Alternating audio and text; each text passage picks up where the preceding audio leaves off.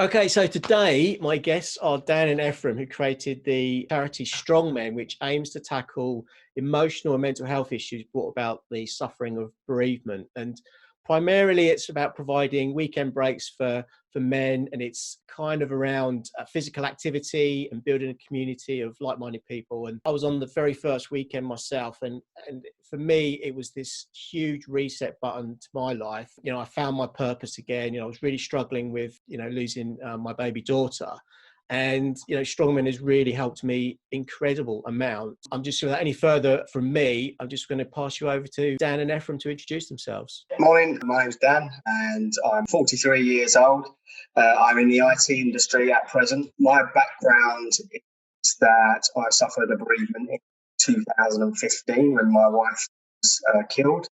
Left me with two young children and a range of mental health issues.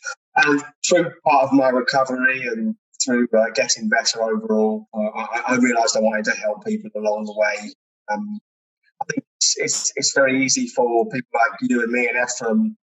We know that feeling of grief, we know that feeling of sadness, and kind of understand that I know how they feel. I just couldn't bear to think of all these other people in the world feeling exactly as I did at that point. If I'm going to make something good come out of this situation, I've got to start helping people that are in the same sort of experience as me. So I just set about doing different things really to help other people. Bit of volunteering. That's how StrongMen came about. So yeah, it was great to meet up with Efrem after I did SAS Who Dares Wins and talk about these ideas. Couldn't have asked for really anyone better to be put in touch with in regard to the charity and its purpose and its aims and what we wanted to do. So it's been a long journey to get the charity to where it is now. But to me and Efrem, I think it's changed our lives in a way. Yeah, I mean, just to pick up on what Dan said, my situation started a couple of years earlier. In 2013, we lost our son James in Afghanistan. He was on his second tour out there, and much like Dan, the pain that followed and everything that's happened since right up to now, really, it's quite a unique experience that you wouldn't wish on other people, but obviously it happens to people every single day, and at the moment, it's happening to thousands of people every day. And what the inspiration behind it really was when I was introduced to Dan through SAS Who Dares Wins, because I did the series before Dan, is to meet someone of like minds and of a similar age and outlook. And we're both positive people. We both realise that we can't rewind, reset. There's no going back from it, if you like. So it's a reality check, and it's really we both used similar methods to try to get ourselves back on track, really. And that's a combination of some exercise, whether that be going to the gym, running, or anything as simple as walking the dog or whatever it is. And also we both have that mindset where we want to help other people. In helping other people, it helps you. It's a cathartic experience.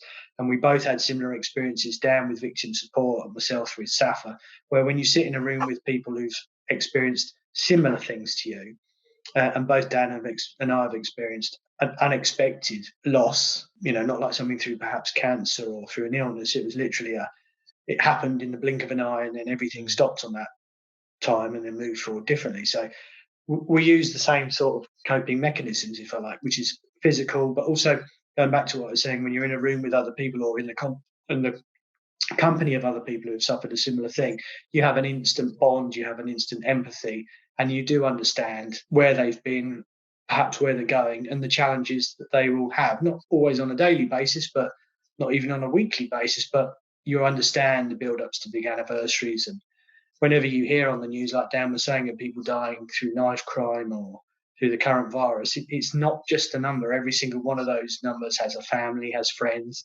Every single one of them has loved ones and people that have cared for them in their dying moments, be that frontline NHS staff, care staff, etc. And it has an impact on everybody. It's literally like dropping a pebble in a pond.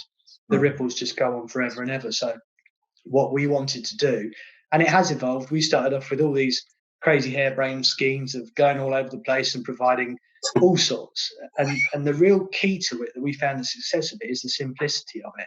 And it really boils down to being out in nature, a little bit of physical exercise. But the real key to it is getting that group together to talk about things amongst themselves and create friendships and brotherhoods. And that's something that we brought across from the TV shows, that how quickly that bond happens in such difficult circumstances. So we're very lucky. I mean, I'm incredibly lucky that I met Dan, because we are like-minded people. We're not striving. Neither one of us wants to be the boss of this. We're not. There's no ego there. We don't want to get in front of each other. It literally is. We know what we're trying to do. We're trying to help people, and everything we do is for the benefit of StrongMen. Brilliant. And I actually so agree with what you're saying. I mean, on that first weekend, the way that you bounced off of each other and the banter and everything else was just, it was key part of that weekend, and the continuing support afterwards as well. It's been fantastic. This is a relatively new charity. So how long have you been running now? What's the story for the last sort of 12 months? Yeah, so we have been a charity since July the 1st, 2019. Previously to that, we set up as a CIC, but then Efrem and I think we realised fairly early, although the discussions probably took longer than that the charity was probably the direction we wanted to go in for many reasons. And I think, people would rather donate to a charity than donate to a community interest company. Don't really want to donate to you, especially large corporations. They're looking to obviously donate because of tax reasons and that kind of thing. So being a charity, it makes you more appealing for people to support. And there's a lot more events around that people will go and support you as a charity. Yeah, I mean, it's that transparency that we wanted. So, we are the Charities Commission, take a good look at everything that we do. With a CIC non-profit is still a company, so you can still, for example, pay yourself, etc. We can't do that as a charity because we're carefully audited. So the CIC was actually formed a week today, 1st of May, because it was my birthday, 2018. So as of next Friday, as an entity, we'll have been going for just 2 years, which is absolutely nothing. And we were on quite a steep trajectory to where we've got to so quickly. We've run the 2 2 weekends last year. We had 4 planned for this year. We've already had to postpone one. In all honesty, I think probably 3 of the 4 won't be able to happen. So we're really concentrating as best we can on trying to hit the one later in the year.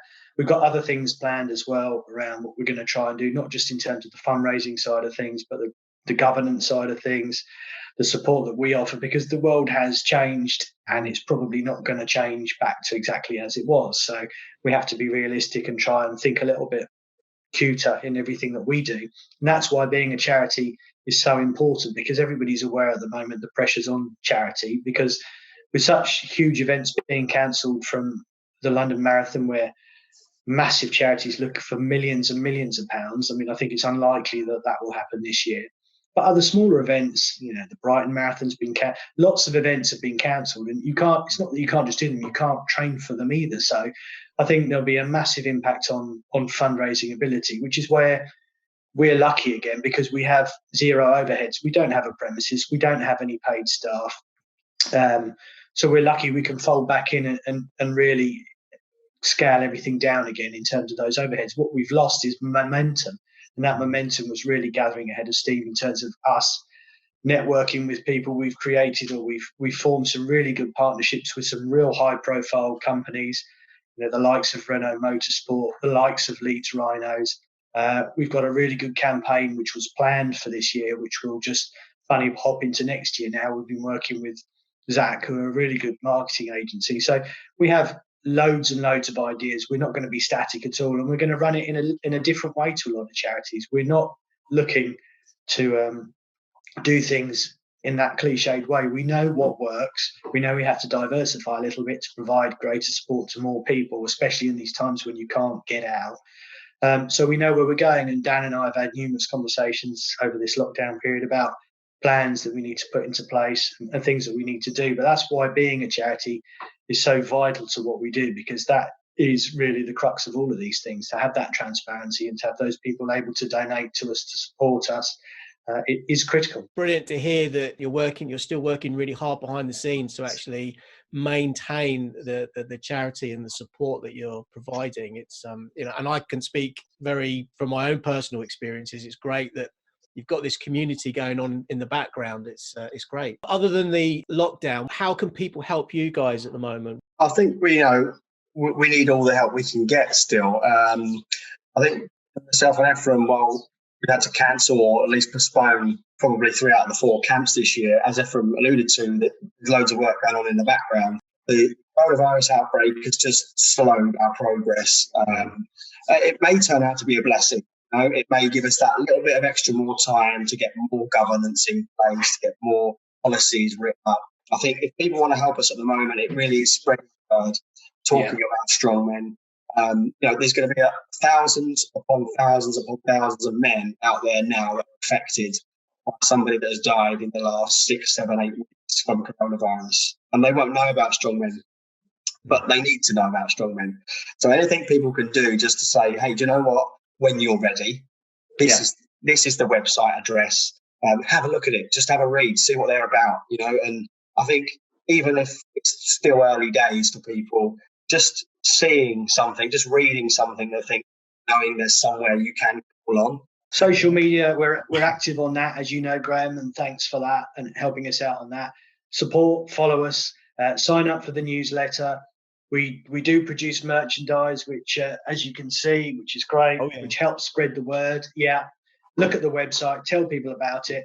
I mean, the world has changed without question, and people who've been really badly affected by the virus and tragically have lost people, they're going to be in a real tailspin for a very, very long time, especially as it's still happening.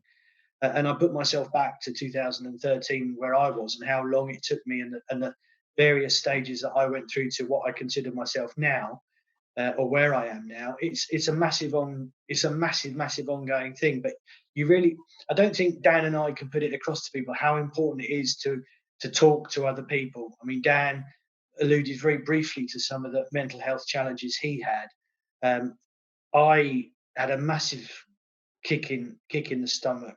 I mean, I didn't deal with that stress very particularly well, and I'm convinced that that's why I ended up with prostate cancer a few years ago, because it is critical to talk to the right people and people who can, there is no magic wand. You can't cure people, you can't solve people, but to talk to people who can appreciate some of the challenges that you've been through. And those challenges at the moment will be, it's just unbelievable to see the scale of the deaths, and each and everyone has that tragedy associated with it, and just the practical stuff as well in terms of wills and funerals and all of these things that you don't really think about but have to be thought about. And it's going to affect wives, husbands, children, relatives, friends, all sorts of people. It really is. It's when you really sit and think about it, it's an unbelievable challenge for everybody, and everybody has to play a part in it. Not just us as a charity, not just the government, not just the NHS. It really is.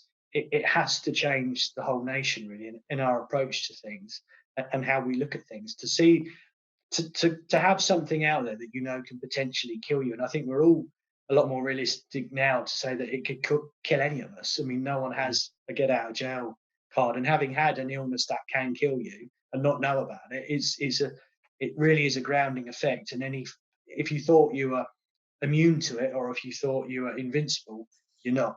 You really aren't. I mean, it's gone all the way up to the future King of England, the Prime Minister, government, and it's affected them. So you have to be realistic. And as a challenge to StrongMen going forward, it's massive, and it will be a massive challenge to us. But this is exactly why we formed StrongMen. It's not a challenge that we're backing away from or shying away from. We want to be part of that process. So we want people to get us involved. But obviously, come with that, and to help us, we need funding.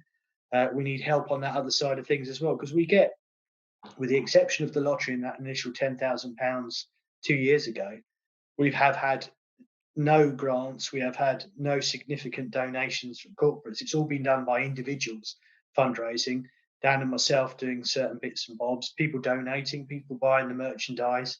So, to get to where we have and to be able to help the amount of people that we have and the plans that we have is really a huge and brilliant testimony to everyone that supported us, because we can't do it on our own. It's literally Dan and I predominantly trying to do this. And that's everything from the ideas, to putting those ideas into practice, to doing the governance, to looking at the grants. I mean, it literally is. We make the tea, we paint the lines in the car park, we do everything. And we love doing it, don't get me wrong, but we need to get that funding in place so we can get people to help us, so we can grow it, and so we can help more people, because there's only so much we can do as two individual guys. but we are committed. We're hugely passionate. Whenever we go out on an event, whether that be one of the weekends or if we just go out and do one of our speaking engagements, we really do enjoy it because you can see the difference it makes to people, and it changes people, as you know, Graham. You can testify to that. It's a hugely simple process, but it changes people, and it changes people for the better. So the more people we can get in front of, whether that be through the speaking engagements or the weekends, the more people we can help, and the more people can support us. So again, it's a gradual process, but it's something that we are paused at the moment. The whole nation is, but we're sort of itching to go and ready to roll, really. Yeah, it's brilliant. I mean, if in an ideal situation, well, it's never going to be an ideal situation, but where would you like to be in, with the charity and yourselves in, let's say, 5 years time or 10 years time? What do you see? Where would you like to see StrongMen go? Well, Efrem and I have always had a little goal that we'd like to be at least a top 10 recognised UK charity in the next 5 years. Now, 5 years may be a little bit ambitious, but you know what? I'm just going to aim for it. I don't see any reason why it can't be. Like Efrem says, we are looking for that major boost of funding so that we can take this to the next level and next level. It's going to be a bit of a domino effect. Yeah, I think 5 years' time to be a really well-established bereavement charity in the UK that's had lots of publicity, and men all over the UK now know about us. I think that'd be a really good place to be. Yeah, I mean, we're lucky we've got that build-off of enthusiasm because we're not what you call seasoned charity veterans. So we're not treading the boards and going through the process. We're doing this. This is our charity. This is something that we believe in passionately, and we've been hugely effective to get us where we are. We're not replying to job adverts. We know what's the best for the charity, and we know what's the best for us. So that determination and that drive is something you can't pay. It's either in you or it isn't in you. And I think Dan's exactly right. In 5 years, if we can get to a position where we got a real decent team around us and we're evolving and we're growing in that manageable way, rather than going sort of boom and then not being able to cope with it. That's the key to us. And then if we can look maybe 10 years further forwards, if we can then look to be in one of the biggest or the most, the key to it is to be the most effective in terms of the top 10. We're not necessarily talking about having huge headquarters and a lovely logo and branding. It's to be effective. It's to be the charity that people turn to when they need help, and know when people donate or support it, know that the vast majority of those donations go straight to the source, as they do at the moment. Everything we get, everything we raise goes on what we're looking to achieve. And that's the key, because that's not always been the case with charities of late. And this is why some of the smaller charities are seeing a little bit of success. And we've been fortunate to collaborate with some of the bigger charities. And it's great when you get into the nucleus of it and you see how these things work and evolve. And you can quickly see, that could work for us, or that doesn't work for us, or maybe that's something where, as a company or as a charity is like a company, as it gets to a certain size, it rests easy on its laurels because things come to it easy and you get all that side of things. So we keep it lean, we keep it hungry, because we know how important it is to make sure that thing that you deliver is what it needs to be. Were you surprised by the initial reaction when it first that it almost seemed that it was going quicker than you anticipated, just purely because of the amount of people that wanted to get involved? I think, the initial reaction to announcing that we were going to do something together and do something for men was really, really good. And there was loads of feedback because, SAS Who Dares Wins was kind of still topical at that time. There was loads of feedback on Twitter and social media and people sending me direct messages, and I'm sure Efrem got the same. Just what you're doing is great, it's fantastic. And that gives you that little bit of belief. I just think, where we went from overnight, I think we got about 106 registrations in the first 24 hours. Efrem thought we'd be lucky to get 5 or 6. Got enough for like 5 courses in one night. We only had enough money. Barely enough money to put the first weekend on. Yeah. And I think, now I had a check of the the long list, as we call it, a few weeks ago, and we were over 850 on there, over 850 people on there that are willing to find out more about us and that would like to attend one of our weekends. And that 850 has been triaged as well. I've been through that and pruned it because, think I found 3 or 4 Graham Bakers in there all the same year. I think I found two or 3 Efrems, and then we know that Efrem's the only Efrem in the world, so he's like Beyonce, known only by a single name. So like Pele and Ronaldo. Pele, yeah. So we've been through that list and taken out all the rubbish that was in there, and we were still sitting at over 750, and now over 850, and I expect that just to keep climbing, really, and it will keep climbing. And that's the incredible thing. That's why we know what we do works. I mean, in addition to that number that Dan's given of 850, we've got 100 that have already pre-qualified, and they were due for those 4 courses this year. So you're looking at 850 plus 100, so there's 950. We've already had 50, so that will be 1,000 people without anybody really knowing about us, without us doing any significant marketing, just the social media stuff. So that's why we've been very lucky with the leg up that we got through the SAS stuff, and with the help of our ambassadors, and the thanks go to Ollie, to Dom, and to Jeff Brazier. They've helped us as well along the way, because there's nothing better than having people,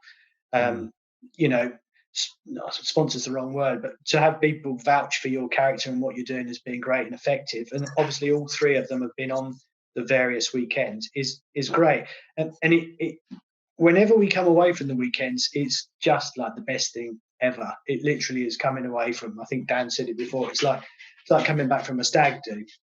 It's that sort of thing, everyone's buzzing, and it's trying to just keep that momentum going. And that's what we have to do through this process where, nothing's happening. So we've got probably 6 months between the period in March where everything changed to being back to any relative normality. I mean, we have, in addition to the postponement of our weekend in April and the ones after that, we also had a major black tie event that we had planned for last weekend in April, which had been 9 months worth of planning, and it was pretty much sorted. Everything was ready, even down to the program, the menu, everything had been done. And we've literally had to pause that and go forwards to hopefully run that later in the autumn.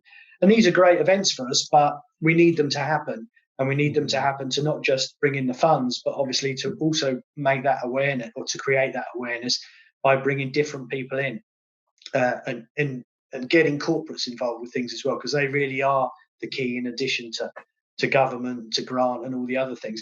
Dan and I firmly believe is if we get in front of the right people, there is nobody that's going to turn us down. We have such passion and belief in it. There's no one's going to walk away and say, do you know what? No, thanks very much. And this is where grants are difficult, because it's like a job application. You fill in a form, someone looks at it and they go yes or no. It doesn't give you the opportunity to actually say, hang on a minute, sit down. Let Dan and I tell you a little bit about what we've experienced, what we do, and then what we've done for people like yourself, Graham, and how we've changed lives, how we've saved lives. And if they can then look at you in the eye and say, do you know what? No, thanks. I'll be absolutely amazed. So that personal contact for us is key, and it's critical. And this is why grants and all these applications, and there'll be thousands over the next few months, what with the way things are. This is where it's difficult and becomes almost like a lottery. We want to get in front of people and let them hear the passion, let them hear the plans we have and the drive that we have and where we want to be. We're not doing this for Dan and Efrem. We're doing this for StrongMen, and we're doing it for the community out there that needs us, because we both have been through the process and we both know that there is nothing like it out there. I'm just saying, there literally is nothing like it out there. And it's such a simple thing. That's why we need help, and that's why we need funding and people to partner with us as well. Yeah, I totally agree. And I can't speak highly enough of it. And I just want to actually add something to that, is that although it's specifically taking men on these weekends, it's not just the men that are being helped. The families at home, the wives, the girlfriends, the mums, that, everyone involved has been affected by me going on that weekend. And, even my wife says to me, you're in a better place, you were communicating better, and it affects everybody, all that whole internal support. So when you're talking about that, you're not just helping a bunch of guys, you're helping everybody. And I think that's really an important message to share. Yeah, and it's very true. I mean, it's something that we say to people, and again, it's that pebble in the pond thing. It doesn't just affect the individual, it's their friends, their partners, their children, the whole thing that it affects. And a lot of the guys that have been on our courses, it's been their wives or their partners that have made them attend. It's like, I think you should do this because it was in my case. Yeah, exactly. That's what it is. I know you need help. You may not accept that, but I know you need help. Why don't you try this? And that is really, really key to everything. And StrongMen stands for strong mentally. In the long term, we aim to push us beyond just men to women to families. But again, it's all a question of funding, and it's all a question of support in that respect. So we're starting with what we know, what Dan and I know, to make sure that it runs in line with how we want it to, and as we can do and as we can manage. And then we will branch out as part of our expansion as we go forward.